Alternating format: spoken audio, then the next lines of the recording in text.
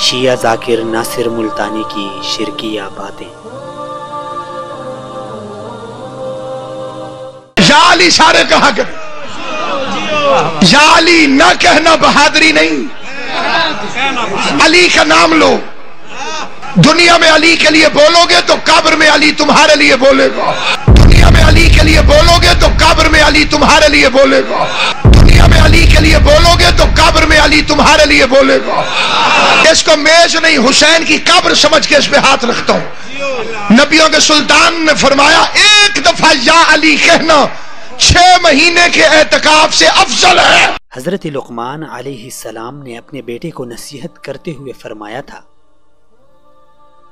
کہ بیٹا اللہ کے ساتھ کسی کو شریک نہ بنانا، کیونکہ شرک بہت بڑا ظلم ہے۔ کاش یہی نصیحت کوئی اسرافسی کو بھی کرتا جو خود بھی شرک کے دلدل میں پھنسا ہوا ہے اور دوسروں کو بھی من گڑت احادیث سنا سنا کر اس ظلم عظیم کی طرف دعوت دے رہا ہے، جس کے بارے میں اللہ رب العزت نے فرمایا وَلَقَدْ أُوحِيَ إِلَيْكَ وَإِلَى الَّذِينَ مِن قَبْلِكَ لَئِنْ أَشْرَكْتَ لَيَحْبَطَنَّ عَمَلُكَ وَلَتَكُونَنَّ مِنَ الْخَاسِرِينَ۔ اور تحقیق آپ اور آپ سے پہلے انبیاء کی طرف یہ وحی کی گئی کہ اگر تم نے شرک کیا تو تمہارے اعمال ضائع ہو جائیں گے اور تم خسارہ پانے والوں میں سے ہو جاؤ گے۔